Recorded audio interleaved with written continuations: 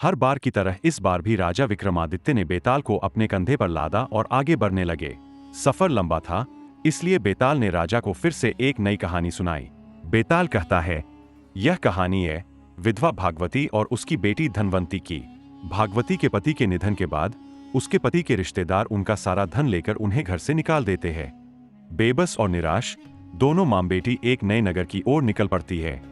रास्ते में दोनों एक जगह आराम करने के लिए रुकती है। तभी वहां एक सिपाही एक चोर को पकड़े हुए बैठा रहता है। चोर को प्यास लगी होती है और वो भागवती और उसकी बेटी से पानी पिलाने की विनती करता है। पानी पीने के बाद चोर मां बेटी से उनकी दुख भरी कहानी पूछता है। सारी बातें सुनने के बाद चोर कहता है, अगर आप मेरी बात माने तो आप दोनों की मदद कर सकता हूं। सारी बातें सुनने के बाद चोर धनवंती के साथ शादी करने की इच्छा रखता है। यह सुनकर भागवती को गुस्सा आता है और वो उस सिपाही को चोर की बात बताती है। सिपाही भी चोर पर गुस्सा जाहिर करते हुए कहता है कि कुछ दिनों में तुम्हें फांसी लगेगी और तुम शादी करने की बात करते हो। यह सुनकर चोर कहता है, बहुत पाप किए हैं मैंने, अब लगता है कोई तो हो जो मरने के बाद मुझे पानी दे सके। मेरा कोई बच्चा नहीं है, मैं चैन से मर भी नहीं सकता, भूत बनकर भटकूंगा। यह सब सुनने के बाद सिपाही वहां चोर को बांधकर आराम करने चला गया। सिपाही के जाने के बाद चोर भागवती और उसकी बेटी धनवंती को अपने छिपाए धन के बारे में बताने लगा। उसने कहा, अगर आप अपनी बेटी धनवंती की शादी मेरे साथ कर देंगी तो आपको अपने छिपाए धन के बारे में बता दूंगा। मेरे मरने के बाद आप दोनों उस धन के साथ अपनी पूरी जिंदगी आराम से बिता सकेंगी। उसकी बात सुनकर दोनों सोच में पड़ गईं। धनवंती की मां भागवती ने चोर से पूछा, तुम यह क्यों करना चाहते हो? तो चोर ने कहा, शादी के बाद मेरा जो बच्चा होगा वो मेरे मरने के बाद पिंडदान करेगा, जिससे मुझे मुक्ति मिल जाएगी और मैं भूत नहीं बनूंगा। ये सब सुनने के बाद भागवती अपनी बेटी की शादी चोर से कराने के लिए तैयार हो जाती है। दोनों की शादी होती है और जल्द ही दोनों को एक बच्चा भी होता है। कुछ दिनों बाद चोर को फांसी लगा दी जाती है। भागवती और धनवंती काफी दुखी होते हैं। कुछ दिनों बाद भागवती को चोर की बात याद आती है कि एक गुफा में मूर्ति के सामने की जमीन के नीचे उसने खजाना छिपा कर रखा था। दोनों मां बेटी वहां जाकर देखते हैं और जमीन खोदने लगते हैं। फिर उन्हें वहां सोना चांदी और पैसे मिलते हैं। धनवंती फिर भी दुखी रहती है और कहती है, अगर पैसे नहीं मिलते लेकिन वो जिंदा रहते तो मुझे सब कुछ मिल जाता। भागवती बेटी को समझाते हुए बोलती है कि अगर पैसा है तो सारी खुशी मिल जाएगी। उसके बाद दोनों मां बेटी एक नए शहर जाकर खुशी खुशी अपनी जिंदगी बिताने लगते हैं। कुछ समय बाद भागवती की सहेलियां धनवंती की शादी कराने को लेकर पूछने लगती है। भागवती कहती है, मुझे अपनी बेटी की शादी तो करवानी है, लेकिन लड़का ऐसा होना चाहिए जो घर जमाई बनकर रहे।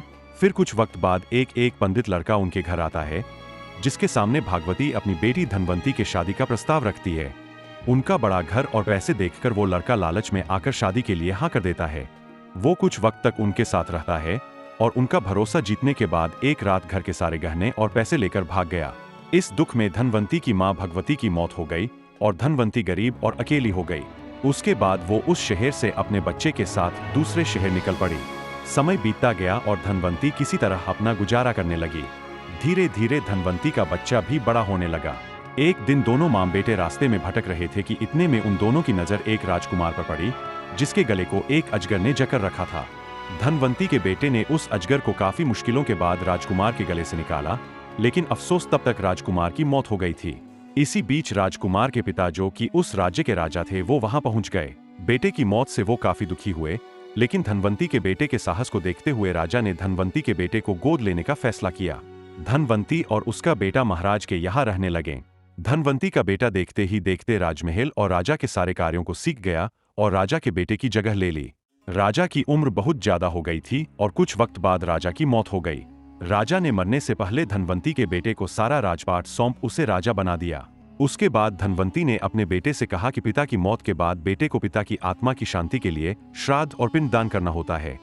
यह बात सुन उसका बेटा अपनी मां धनवंती के साथ पिंड दान करने निकल पड़ा। जब वो नदी के किनारे पहुंचा तो उसे 3 हाथ दिखाई दिए। इतनी कहानी सुनाने के बाद बेताल रुक गया और हर बार की तरह इस बार भी उसने राजा विक्रमादित्य से सवाल पूछा, बताओ राजन, उस लड़ने का पिता कौन है? धनवंती का बेटा किस हाथ में पिंड देगा? इसमें एक हाथ उस चोर का है जिसके साथ धनवंती की शुरुआत में शादी हुई थी। दूसरा हाथ उस आदमी का है जिसने धन की लालच में धनवंती से विवाह किया था, और तीसरा हाथ उस राजा का जिसने धनवंती के बेटे को गोद लेकर अपने बेटे की तरह रखा था। विक्रमादित्य ने जवाब दिया, उस लड़के का पिता वो चोर है जिसने धनवंती से पूरे रीति रिवाज के साथ शादी की। दूसरे व्यक्ति ने लालच में धनवंती से शादी की थी और राजा ने बस अपना काम किया था। चोर ही धनवंती का असली पति और उसके बेटे का पिता है, क्योंकि उसने धनवंती के लिए बिना किसी स्वार्थ के मरने से पहले धन छोड़ा ताकि वो खुशी से आराम की जिंदगी बिता सके। यह सुनते ही बेताल बहुत खुश हुआ और वापस घने जंगल में उसी पेड़ पर जाकर उल्टा लटक गया। बेताल के उड़ने के बाद दोबारा विक्रमादित्य शिनशपा वृक्ष की ओर दौड़े और पेड़ पर उल्टे लटके बेताल को कंधे पर लाद कर चल पड़े।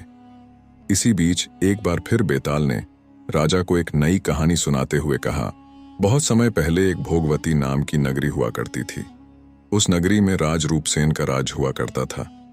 राजा को शादी करने का बड़ा मन था। एक दिन राजा ने अपने चिंतामणि नाम के तोते से पूछा, बताओ मेरी शादी किसके साथ होगी? तोते ने कहा, मगध की राजकुमारी चंद्रवाती से। राजा ने तोते की बात सुनने के बाद एक ज्योतिषी को बुलाकर यही सवाल पूछा। ज्योतिषी ने भी राजा को वही उत्तर दिया जो तोते ने दिया था। मगध की राजकुमारी को भी अपने होने वाले वर के बारे में जानने का बड़ा मन था। राजकुमारी ने अपनी मैना मंजरी से पूछा, अरे ये बताओ मेरा विवाह किसके साथ होगा? मैना ने भी राजकुमारी को राजा रूपसेन से शादी होने की बात बताई। इतना सुनने के बाद दोनों नगर की तरफ से शादी का न्योता एक दूसरे को भेजा गया, जो स्वीकार हो गया। इस तरह राजा रूपसेन और राजकुमारी की शादी हो गई। शादी होने के बाद रानी अपने साथ मैना को भी लेकर आई। राजा ने अपने तोते से मंजरी मैना की शादी करवा दी और दोनों को एक ही पिंजरे में रख दिया। एक दिन किसी बात को लेकर मैना और तोते के बीच में बहुत बहस होने लगी। मैना गुस्से में कहने लगी, पुरुष पापी, धोखेबाज और अधर्मी होते हैं। फिर गुस्साए तोते ने कहा, स्त्री लालची, झूठी और हत्यारी होती हैं। दोनों के बीच का झगड़ा इतना बढ़ गया कि यह बात राजा तक पहुंच गई। राजा ने दोनों से पूछा, क्या हुआ, तुम दोनों क्यों लड़ रहे हो? मैना ने झट से कह दिया कि महाराज, आदमी बहुत बुरे होते हैं, और फिर सीधे कहानी सुनाने लग गई। सालों पहले इलाहाबाद नगरी में महाधन नाम का सेठ रहता था। उस सेठ के घर शादी के कई सालों बाद एक लड़का पैदा हुआ। महाधन सेठ ने उसका बड़े ही अच्छे से पालन पोषण किया। अच्छे संस्कार मिलने के बाद भी सेठ का बेटा बड़ा होकर जुआ खेलने लगा। जुए की लत में वो सारा पैसा जुआ खेलते हुए हार गया। इसी बीच सेठ की मौत हो गई। जुए की लत की वजह से न तो लड़के के पास पैसे बचे और न पैसा कमाने वाला बाप। तो लड़का अपना नगर छोड़कर चंद्रपुरी नगर पहुंच गया। नए नगर पहुंचकर लड़के की मुलाकात कर्ज देने वाले साहूकार हेमगुप्त से हुई। लड़के ने अपने पिता के बारे में साहूकार को बताया और एक झूठी कहानी उसको सुनाने लगा। उसने कहा कि वो जहाज लेकर बहुत बड़ा सौदा करके लौट रहा था। उसी समय समुद्र में इतना तेज तूफान आया कि उसका जहाज वहीं डूब गया और वो बच बचाकर यहाँ पहुंचा है। इतना सुनते ही साहूकार ने उसे अपने घर में रहने की इजाजत दे दी। इसी बीच हेमगुप्त साहूकार को ख्याल आया कि सेठ का यह लड़का मेरी बेटी के लिए अच्छा वर साबित हो सकता है। तुरंत साहूकार ने अपनी बेटी की शादी सेठ के बेटे से करवा दी। शादी के कुछ दिन तक अपने दामाद का काफी सत्कार करने के बाद साहूकार ने अपनी बेटी को खूब सारा धन देकर विदा कर दिया। दोनों के साथ साहूकार ने एक दासी को भी भेजा। रास्ते में सेठ के बेटे ने अपनी पत्नी से कहा, सारे गहने मुझे दे दो, यहाँ कई लुटेरे हैं। उसकी पत्नी ने ऐसा ही किया। जेवर मिलते ही उसने दासी को मारकर कुएं में फेंक दिया और अपनी पत्नी को भी कुएं में धक्का दे दिया। लड़की जोर जोर से रोने लगी। उसकी रोने की आवाज सुनकर एक राहगीर ने महिला को कुएं से निकाला। कुएं से निकलते ही वो अपने पिता के पास चली गई। उसने अपने साहूकार पिता को सच्चाई नहीं बताई। उसने कहा, कुछ लुटेरे ने उन्हें लूट लिया और दासी को मार दिया। साहूकार ने अपनी बेटी को दिलासा देते हुए कहा, चिंता मत करो, तुम्हारा पति जिंदा होगा और वो कभी न कभी जरूर लौट कर आ जाएगा। उधर लड़का अपने नगर पहुंचकर दोबारा सारे पैसे और जेवरात जुए में हार जाता है। पैसे खत्म होने के बाद उसकी हालत बहुत बुरी हो गई। इससे परेशान लड़का दोबारा साहूकार के पास जाता है। वहां पहुंचते ही उसकी मुलाकात पत्नी से होती है। वो उसे देखकर बहुत खुश होती है और बताती है कि उस दिन जो कुछ भी हुआ उसने अपने पिता को नहीं बताया है। वो उस झूठी कहानी के बारे में अपने पति को बताती है। जैसे ही साहूकार अपने दामाद को घर में देखा तो उसने उसका स्वागत किया। कुछ दिन साहूकार के घर में रहने के बाद एक रात को मौका देखकर सेठ का बेटा अपनी पत्नी को मारकर उसके सारे जेवरात लेकर फरार हो जाता है। ये कहानी बताने के बाद मैना कहती है, महाराज, ये सब होते हुए मैंने खुद अपनी आंखों से देखा है। यही वजह है मैं आदमियों को पापी कहती हूं। मैना की कहानी सुनने के बाद राजा तोते से कहता है, अब तुम बताओ, स्त्रियों को बुरा क्यों कह रहे थे? ये सुनते ही तोता भी कहानी सुनाने लग जाता है। वो बताता है कि एक समय वो कंचनपुर में सागर दत्त नाम सेठ के यहाँ रहता था। उसके बेटे का नाम श्री दत्त था, जिसकी शादी पास के ही नगर श्री विजयपुर के सेठ सोमदत्त की बेटी से हुई थी। शादी के बाद व्यापार करने के लिए लड़का परदेश चला गया। उसकी पत्नी जयश्री उसका इंतजार बेताबी से करती थी, लेकिन 12 साल गुजर गए, लेकिन वो परदेश से लौटकर नहीं आया।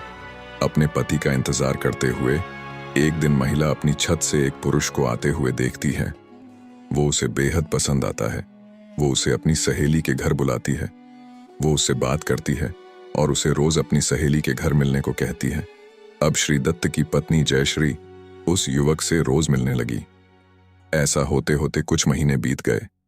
इसी बीच एक दिन जयश्री का पति श्री दत्त परदेश से लौट आता है। महिला अपने पति को देखकर परेशान हो जाती है। थका हारा श्री दत्त आराम करने के लिए बिस्तर पर लेटते ही एकदम सो जाता है। मौका देखते ही उसकी पत्नी उस युवक से मिलने के लिए अपनी सहेली के घर चली जाती है। रात को उसे बाहर जाते हुए देख एक चोर उसका पीछा करता है। वो देखता है कि वो किसी घर में चली गई। अफसोस, वो युवक सांप के काटने की वजह से मर जाता है। जैसे ही जयश्री उसे देखती है तो उसे लगता है कि वो सो रहा है। वो उसके करीब जाती है। उसी समय पास के पीपल के पेड़ पर बैठा भूत मरे हुए युवक के शरीर में घुसता है और महिला की नाक काटकर वापस पेड़ पर बैठ जाता है। रोते हुए वो अपनी सहेली के पास पहुंची और उसे पूरी कहानी बताई। सब कुछ सुनकर उसकी सहेली जयश्री को सलाह देती है कि चुपचाप घर चली जाओ और जोर जोर से रोने लग जाना। जैसे ही कोई नाक के बारे में पूछे तो कह देना कि तुम्हारे पति ने काट दी है। वो ऐसा ही करती है। लड़की का पिता श्री दत्त की शिकायत करता है। इसके बाद सभा में सभी पेश होते हैं। जैसे ही राजा लड़की की कटी हुई नाक देखता है तो गुस्से में उसके पति को सूली से लटकाने का फैसला सुना देता है। उस सभा में वो चोर भी मौजूद होता है, जिसने श्री दत्त की पत्नी को रात में घर से बाहर जाते और अन्य चीजों को देखा था। राजा द्वारा सुनाई गई सजा को सुनते ही चोर बहुत दुखी होता है। वो किसी तरह से हिम्मत करके राजा को सारी कहानी बताता है। कोई भी उसकी बात पर विश्वास नहीं करता तो चोर कहता है, आप वहां चलकर देख लीजिए, भूत भी वहीं है और युवक की लाश भी। जब जांच की जाती है तो बात सच निकलती है। यह बताकर तोता कहता है, राजन, महिलाएं इतनी दुष्ट होती हैं। इतना कहकर बेताल राजा विक्रमादित्य से कहता है, बताओ, महिला और पुरुष में से ज्यादा पापी कौन? राजा कुछ देर सोचकर बताते हैं, महिला ज्यादा पापी है। बेताल कहता है, कैसे? राजा ने जवाब में कहा, विवाहित होने के बावजूद महिला की पर पुरुष पर नजर थी और उसने अपने पति को धोखा दिया। कहानी से सीख, इंसान को कभी भी झूठ नहीं बोलना चाहिए। झूठ बोलने का परिणाम हमेशा बुरा ही होता है। एक बार फिर राजा विक्रमादित्य बेताल को पेड़ से उतारकर योगी के पास जाने के लिए आगे बढ़ता है। हर बार की तरह इस बार फिर बेताल राजन को एक कहानी सुनाता है। बेताल बताता है कि वीरबाहु नाम का एक राजा था जो छोटे छोटे राज्यों पर राज किया करता था। राजा अनगपुर नामक राजधानी में रहता था। उसी राजधानी में अर्थदत्त नाम का एक व्यापारी भी रहता था, जिसकी मदनसेना नाम की एक बेटी थी। व्यापारी की बेटी अक्सर घूमने के लिए बाग में जाया करती थी। एक दिन एक युवक ने मदनसेना को बाग में देखा और देखता ही रह गया। वो मदनसेना से प्रेम करने लगा था और हर दम उसी के ख्यालों में डूबा रहता है। एक दिन हिम्मत करके युवक बाग में गया। वहां मदनसेना अकेले बैठी थी। उसने नवयुवती को बताया, मेरा नाम धर्मसिंह है और मैं आपकी खूबसूरती पर फिदा हो गया हूँ। व्यापारी के बेटी ने उत्तर दिया, मुझसे तुम दूर रहो, मैं किसी और की अमानत हूँ। धर्म सिंह उसकी बात नहीं सुनता और उससे विवाह का आग्रह करता है। फिर मदनसेना बताती है, मेरा विवाह समुद्र दत्त के साथ तय हो गया है और मैं इस प्रस्ताव को स्वीकार नहीं कर सकती। इतना सुनते ही धर्म सिंह दुखी हो गया। गुस्से में उसने मदनसेना से कहा, अगर तुम मेरी हुई अपनी नस काट लूंगा। यह सुनकर मदन सेना बहुत डर गई। मदन सेना ने उसे वचन दिया कि वो ठीक 5 दिन बाद उससे मिलने के लिए आएगी। यह सुनकर धर्म सिंह खुश हो गया। 5वें दिन मदन सेना का विवाह समुद्रदत्त से होना था। विवाह के सारे रीति रिवाज पूरे करने के बाद मदन सेना अपने पति समुद्रदत्त के घर चली गई, लेकिन उसे धर्म सिंह को दिया हुआ अपना वादा याद था। पति जैसे ही मदन सेना के पास जाता है तो वह उसे कहती है कि मुझे आपसे बहुत जरूरी बात करनी है। वो बताती है, मुझे एक लड़के से मिलने जाना है जिसे मैंने शादी से पहले आज के दिन मिलने का वचन दिया था।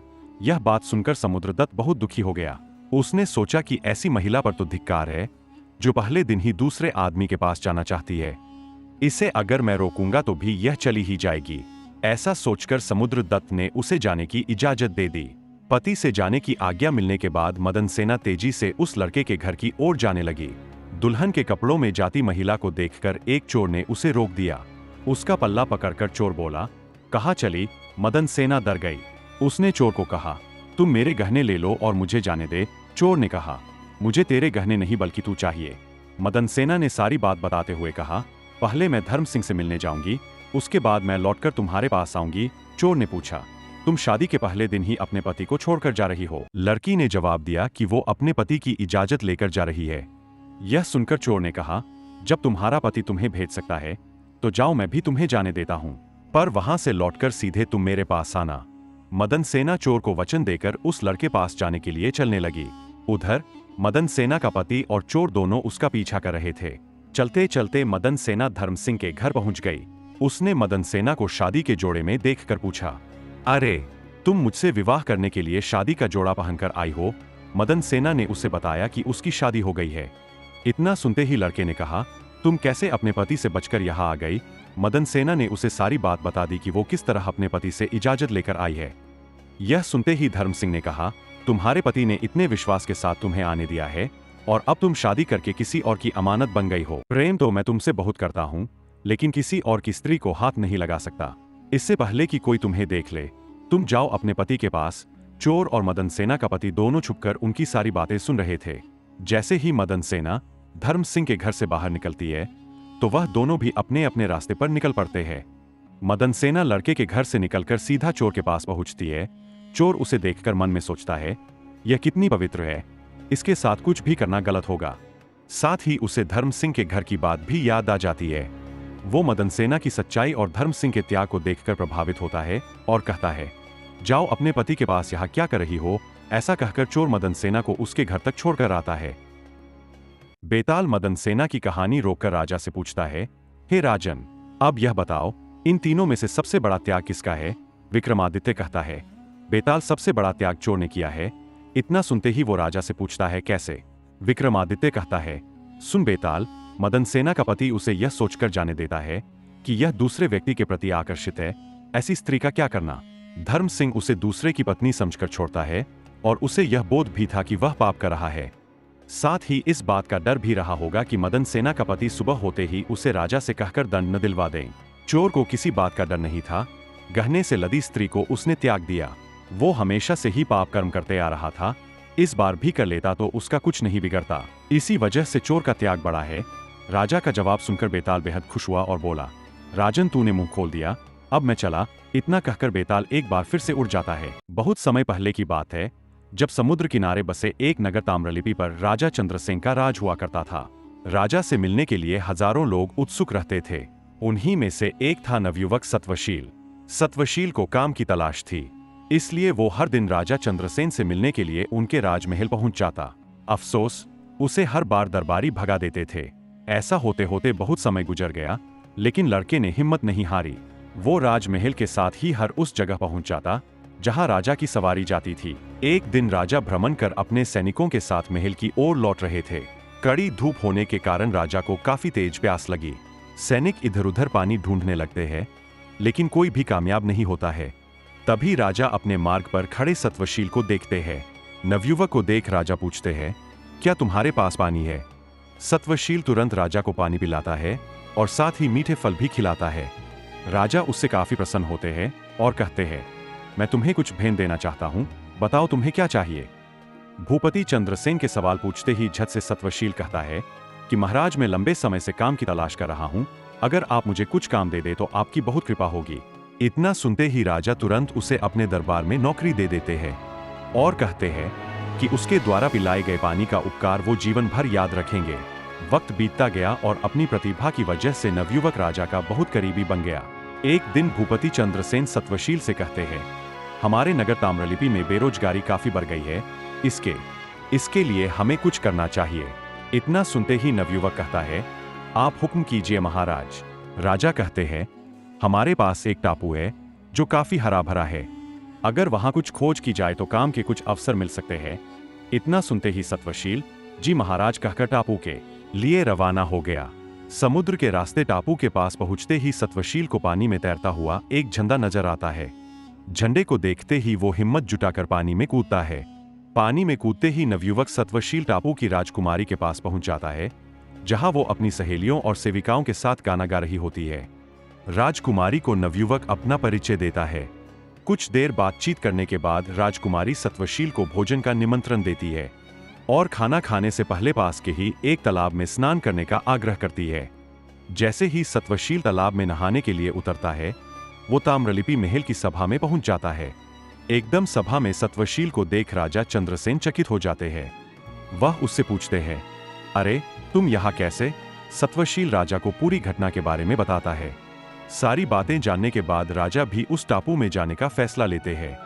वहां पहुंचकर भूपति चंद्रसेन उस टापू पर जीत हासिल कर लेते हैं। ऐसा होते ही राजा चंद्रसेन को राजकुमारी उस टापू का राजा घोषित कर देती है। राजा टापू को जीतने की खुशी में वहां की पूर्व राजकुमारी और सत्वशील की शादी करवा देते हैं। इस तरह राजा चंद्रसेन सत्वशील के पानी के उपकार को चुकाते हैं। इतनी कहानी बताकर बेताल चुप हो जाता है और विक्रम से पूछता है कि राजा चंद्रसेन और सत्वशील दोनों में से सबसे बलवान कौन था? सवाल सुनते ही विक्रम बोल पड़ता है, सत्वशील ज्यादा शक्तिशाली था। बेताल पूछता है, कैसे? तब विक्रम बताता है कि सत्वशील बिना कुछ सोचे समझे ही टापू के पास झंडा देखकर पानी में कूद जाता है। वहां कूदने पर उसे किसी भी तरह का खतरा हो सकता था, जबकि राजा को पता था कि वहां पानी में कोई खतरा नहीं है। सवाल का जवाब मिलते ही बेताल राजा विक्रम के कंधे से उड़कर वापस घने जंगल में किसी पेड़ पर जाकर बैठ जाता है। कहानी से सीख, हिम्मत कभी नहीं हारनी चाहिए और कर्म लगातार करते रहना चाहिए। राजा भोज दोबारा सिंहासन पर बैठने के लिए आगे बढ़े। तभी पुतली सत्यवती सिंहासन से बाहर आई और राजा भोज को गद्दी पर बैठने से रोकते हुए कहा, हे राजन, मैं आपको राजा विक्रमादित्य का एक किस्सा सुनाऊंगी। अगर आपको लगता है कि आप भी उतने ही महान हैं तो इस सिंहासन पर बैठ जाना। इतना कहकर पुलती सत्यवती ने कहानी सुनाना शुरू किया। उज्जैन शहर में राजा विक्रमादित्य के शासन काल में उनके न्याय और महानता की चर्चा दूर दूर तक थी। राजा ने अपने बड्ढे फैसलों और सुझावों के लिए 9 लोगों की समिति बना रखी थी। इन लोगों से ही राजा विक्रमादित्य राजकाज संबंधित सुझाव भी लेते थे। एक बार धन संपत्ति को लेकर कुछ बात शुरू हुई, तभी पाताल लोक की बात भी सामने आई और एक जानकार ने पाताल लोक के राजा शेषनाग की तारीफ की।